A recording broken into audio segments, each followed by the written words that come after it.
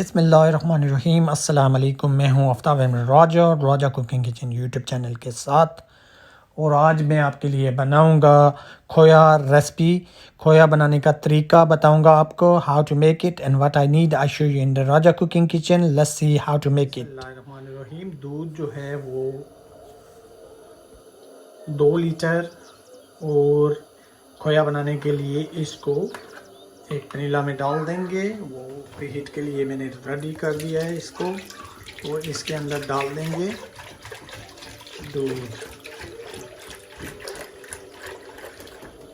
ये लें जी, हमारा दूध हो गया।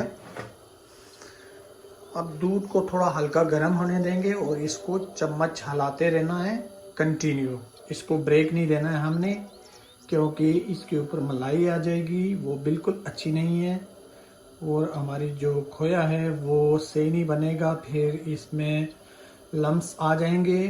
तो इसलिए बेटर है कि आप इसको कंटिन्यू हिलाते रहें। ये लें, इसको कंटिन्यू हिलाते जाना है आपने, और नॉन स्टॉप इसको हिलाते जाना है। देखें, कंटिन्यू इसको हिलाएं।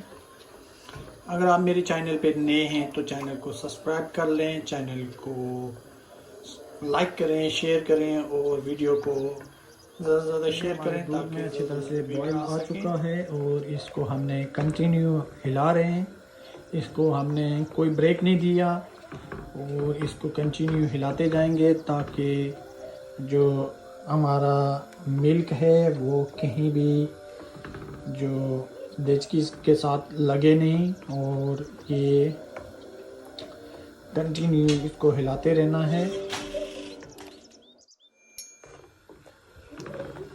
हम इसको बिना ब्रेक के इसको हिला रहे हैं।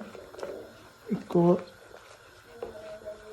कोई ब्रेक नहीं दिया हमने, और इसको अच्छी तरह से आपने भी हिलाना है, क्योंकि आपका मिल्क नीचे ना लग जाए और ऊपर इसके मलाई ना आ जाए। तो आपने इस चीज़ का बहुत ख्याल रखना है। माशाल्लाह हमारा जो मिल्क है वो प्रॉपर खुश्क हो चुका है और गाढ़ा हो चुका है। ये देखें, अब थोड़ा सा इसको मज़ीद टाइम चाहिए। और ये देखें, ये बस गाढ़ा होना शुरू हो गया है, और इसको आपने हिलाते जाना है। बहुत मेहनत का काम था और बहुत हार्ड वर्क था, और हार्ड वर्क करने के बाद ये बिल्कुल नीचे नहीं लगा, और ये अब गाढ़ा होना शुरू हो गया है।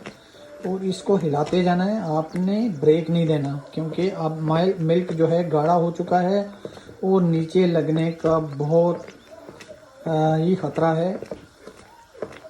तो इस ख़तरे को हमने इग्नोर करना है, इसको इसके पास ही नहीं आने देना।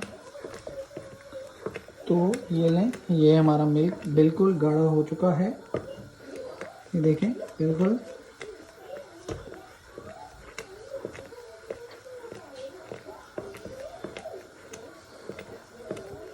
इसको मज़ीद 3-4 मिनट तक हम कुक करेंगे। इसको नीचे से हम बंद कर देंगे, और क्योंकि नीचे से बंद कर देंगे और ये कढ़ाई जो हमारी है ये स्टिल गर्म है, इसको हिलाते रहना है ताकि हमारा खोया नीचे ना लग जाए। और ये रेडी है, इसको एक बर्तन में हम शिफ्ट कर लेंगे ठंडा होने के बाद। तो इसको यहाँ ठंडा होने देते हैं। इसको स्टिल हिलाते रहना, क्योंकि हमारी जो ये पॉट है ये वेरी हॉट है, तो इसलिए इसको हिलाते रहना है। हमने ऑयल लगा लिया है कि इसमें डालेंगे जब तो आसानी से हमारा खोया बाहर आ जाए। तो माशाल्लाह हमारा खोया रेडी है। ये देखें कितना नाइस एंड ब्यूटीफुल लग रहा है। माशाल्लाह, नाइस एंड ब्यूटीफुल।